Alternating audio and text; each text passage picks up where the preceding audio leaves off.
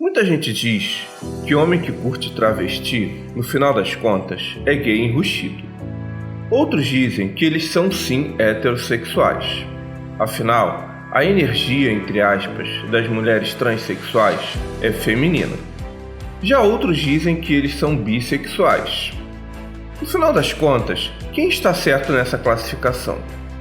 Por incrível que pareça, essa discussão traz profundas questões filosóficas sobre a natureza do nosso pensamento e sobre a própria realidade. Se você se interessou por essa discussão e quer ampliar os seus conhecimentos, curta o vídeo, ativa o sininho, se inscreve no canal e vem comigo. Para começarmos este debate, gostaria de chamar a atenção de vocês para um detalhe. Nessa grande discussão contemporânea sobre a sopa de letrinhas LGBTQIAPNXYZW+, e sobre os supostos variados gêneros que existem, há um grupo que é totalmente invisível. Trata-se dos homens que curtem pessoas trans, mais especificamente travestis. Eles não são citados ou aparecem em lugar algum. Eles sequer têm uma identidade ou um nome para si. Durante algum tempo, aventou-se o conceito de T-Lover, mas a ideia nunca pegou para valer. Contudo, essas pessoas existem. Podemos até afirmar algo jocosamente sobre essa questão. Quando se trata de meinha quando adolescente, fio terra ou gosto por travestis, praticamente nenhum homem heterossexual conhece outro homem que curta ou fale abertamente sobre isso. Mas os gays, as prostitutas e as travestis os conhecem perfeitamente. Mas afinal, homem que curte travesti é homo, bi ou hétero? Bem, pelo que já estudei, a maioria desses homens se atrai pelo feminino e pela feminilidade.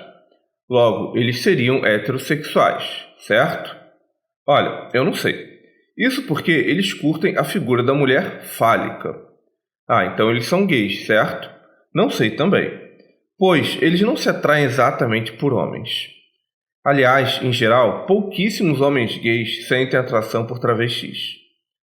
Então a gente pode classificá-los como bissexuais, certo? Olha, para tal, eles teriam que se atrair por homens e por mulheres, mas não é esse o caso. Fato é que a gente pode ficar brincando aqui de várias classificações como heteroflexíveis, meio gays, homossexuais que não se aceitam, ou simplesmente T-Lover. Mas seja qual for a classificação real, existe uma discussão filosófica por trás deste assunto e que trata da natureza do conhecimento humano. E aqui vale um pouco de história. A criação do termo homossexual veio em 1869 em um panfleto publicado anonimamente pelo romancista alemão nascido na Áustria, Karl Maria Kertbeny. E depois se criou os termos heterossexual e bissexual. Essas três palavras foram rapidamente incorporadas pela ciência e medicina da época e passamos a falar delas como se fossem coisas naturais, como se sempre estivessem por aí. Contudo, essas palavras trazem duas questões interessantes. A primeira delas é que os termos homo, hétero ou bissexual se referem a com quem você faz sexo. Contudo, não é toda a sociedade que desenvolveu esse tipo de classificação. Em muitas culturas havia termos para definir expressões de masculinidade e feminilidade e também para o papel que se desempenhava em uma relação sexual. Se você fosse penetrado, você era diferente daquele que penetrava. Este era visto essencialmente como um homem, e homens penetravam qualquer coisa. Antes da criação desses termos, homossexualidade não era uma característica de um grupo de pessoas essencialmente, mas sim algo que qualquer um podia praticar. O pecado da sodomia era igual a roubar, matar, mentir. Ou seja, qualquer um podia fazer. Então assim, estes termos são construções sociais e não um dado natural. E aí entra a nossa primeira questão filosófica. Homossexuais sempre existiram ou só passaram a existir depois que foram nomeados? Óbvio que não vou responder a essa questão complexa neste podcast, Mas eu deixo ela por aqui para vocês verem como certas questões que nos parecem simples não são. E aí entra a outra questão que quero trazer para vocês. A classificação entre homo, hétero ou bi parte do pressuposto que só existem dois sexos, o homem e a mulher. Só que existem culturas que efetivamente trabalham com a ideia de um terceiro sexo. Então assim, classificar as pessoas pelo papel desempenhado na cama ou por com quem elas fazem sexo são dois caminhos diferentes de se enxergar a realidade. E aí temos a atração por travestis. Uma coisa nós podemos afirmar. Homens que saem com travestis sentem atração física pela feminilidade e não pelo masculino. Mas eles também se sentem atraídos por pênis. Então como fica? Para respondermos a esse dilema filosófico, acho que podemos trazer alguma reflexão sobre a natureza da própria realidade com R maiúsculo. Nossas palavras são tentativas de compreendermos e manipularmos o mundo. Criamos sistemas complexos de classificação para nos posicionarmos perante o mundo fenomênico. Só que existe uma coisa muito interessante aí. A realidade é indiferente às nossas classificações ou mesmo ao nosso entendimento sobre ela. E a realidade também tem muito mais nuances e gradações do que a nossa vontade de domá-la. Para ilustrar o que eu estou querendo dizer, usemos exemplos científicos. Como regra geral, mamíferos não põem ovos. No entanto, os ornitorrincos estão aí como exceção. O Brasil não tem terremotos, certo? No entanto, vez ou outra acontecem tremores por aqui. E o que dizer dos vírus que não sabemos exatamente se são minerais ou seres vivos? Nesta discussão, também podemos trazer aquelas cores intermediárias que não sabemos exatamente se são azul ou verde, ou ainda temos aquele roxo que ora tende para o azul, ora para o vermelho. Cara, quando eu era criança, eu aprendi que os 3 estados físicos da matéria eram sólido, líquido e gasoso. Mas hoje em dia eu já vejo físicos falando em estado coloidal, plasmático e ígneo. Afinal, qual é a classificação correta das coisas? O que eu quero dizer com isso é que por mais que classifiquemos o mundo em termos binários de sim e não, homem e mulher, homo ou hétero, mamífero ou ovíparo, vivo ou não vivo, líquido ou sólido, existem pontos da realidade que trazem nuances difíceis de classificar. Eles desafiam a nossa racionalidade e nos colocam em xeque. No entanto, a lógica é um instrumento para se entender a realidade. Mas a realidade em si não só é ilógica, como é indiferente à compreensão que temos dela. Então, assim, a gente pode ficar brincando de tentar achar a melhor maneira de classificar a atração por travestis, homo, hétero ou bissexual.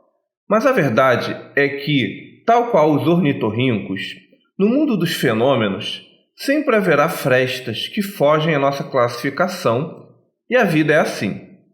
Esses indivíduos se atraem pelo feminino e também pelo pênis. Então, eles gravitam mais pela heterossexualidade, embora tenham atração por outros elementos. E é aí que entramos na segunda parte deste podcast, a dimensão psicológica, sociológica e espiritual dessa discussão.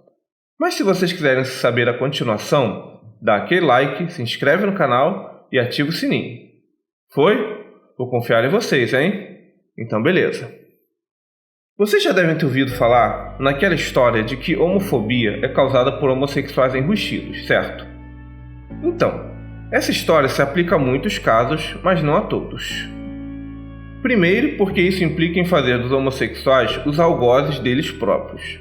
E segundo, que ela conclui que não existem heterossexuais do mal e eles sempre são os bondosos. Bem, a realidade não é assim, né? A homofobia também é causada por heterossexuais que fazem o mal e, muitas vezes, o problema nem é homossexualidade enrustida, mas heterossexualidade castrada pela cultura e pela igreja. Contudo, o papo não é sobre isso hoje. Então assim, embora não seja possível acreditar toda homofobia à homossexualidade enrustida, gostaria de trazer para essa discussão a variável do desejo por travestis. Como eu disse anteriormente, os homens que curtem travestis são pessoas muito invisíveis. Há um ou outro que fala abertamente sobre isso, mas em geral não sabemos muito sobre eles. No entanto, travesti é uma fantasia sexual muito difundida. No Brasil, durante vários anos, esta foi uma das categorias eróticas mais buscadas. A cada noite, milhares dessas mulheres com pênis são buscadas sigilosamente por homens dos mais diversos tipos, e muitas delas ganham muito dinheiro. E aí a gente forçosamente se pergunta: quão difundido é o gosto por travestis? Onde estão esses caras? Quantos eles são? Todo homem heterossexual se atrai por essas figuras ou é capaz de fazer sexo com uma delas? Bem, não dá para respondermos a todas essas perguntas com precisão. Sabemos apenas que o gosto por transgêneros é muito difundido, mas é impossível falar sobre números porque quando falamos da psique humana, muitos segredos se escondem. Se fizermos uma pesquisa na rua, certamente todo mundo vai mentir. E é aí que volta a discussão sobre a relação entre homofobia e desejos homoeróticos ocultos. Fato é que, embora não possamos precisar, a atração pelo falo, ou seja, pelo pênis, parece ser muito mais difundida do que imaginamos. Mesmo muitos homens predominantemente heterossexuais parecem ter algum fascínio pelo membro masculino, ainda que este esteja no corpo de uma mulher. Freud identificou esse fascínio pelo falo há décadas. Mas também muitos cultos na antiguidade rendiam homenagem ao órgão genital masculino. O desejo por travestis traz à tona essa atração recôndita nos cantos mais profundos da psique humana. A título de curiosidade, a vagina, por sua vez, em muitos casos, representa o oposto. Ela dá medo em muitos homens. Isso porque eles não sabem como ela funciona, não sabem se a mulher está efetivamente sentindo prazer, entre outras coisas. Já no homem, você vê que ele está excitado. Na mulher, até dá para ver, mas é mais misterioso. A mulher é um outro que muitos homens têm dificuldade de compreender. Tanto é que em muitos mitos antigos são feitas alusões, ou seja, referências, à vagina como uma espécie de buraco dentado que a qualquer momento pode castrar o homem. Nesse sentido, embora não dê para sair apontando o dedo e dizer que todo homofóbico é um gay enrustido, considerando o misteriosamente difundido desejo por travestis, talvez seja possível concluir que, de fato, a homofobia tenha sim relação com algumas curiosidades ou questões sexuais profundas. Muito provavelmente, alguma questão relacionada ao fascínio pelo pênis. Tanto é que a homofobia contra gays é muito mais intensa do que contra lésbicas. Embora não dê para cravar que todo homofóbico seja um gay enrustido, em função dos dados que temos, parece haver um grande descompasso entre o que as pessoas dizem ser e aquilo que elas trazem no mais profundo de suas consciências. Já ouvi relatos de travestis que, depois de realizar um programa, muitos de seus clientes, homens heterossexuais, se tornam extremamente agressivos. Isso porque eles têm tanta raiva de sentirem desejo por travesti que começam a descontar nelas e a se tornarem violentos. E para terminarmos, gostaria de abordar uma questão espiritual do debate. Muitos místicos falam que os seres humanos possuem energias sutis e que estas possuem polaridades. A busca pelo equilíbrio de polos quase sempre deve ser o horizonte para uma mente equilibrada e saudável. Nesse sentido, a atração por transgêneros me lembra muito algo como aquele homem que sente uma atração natural pelo feminino, mas cujo contato com uma polaridade masculina, no caso o pênis, traria uma espécie de equilíbrio para eles. Hoje em dia, eu sou uma pessoa cética da espiritualidade. Então, eu não sei até que ponto eu acredito nessas coisas de energias sutis. Contudo, achei que deveria compartilhar essas reflexões com vocês, porque elas talvez tragam alguns desdobramentos filosóficos. Por fim, Não pretendo oferecer respostas finais sobre as diferentes questões discutidas até aqui. O que eu quis trazer foram reflexões para ajudar a matizar melhor algumas dessas discussões, bem como apresentar uma visão da realidade baseada mais em matizes e gradações do que em conceitos fixos, estáveis e absolutos. Mas e vocês? O que pensam sobre essas questões?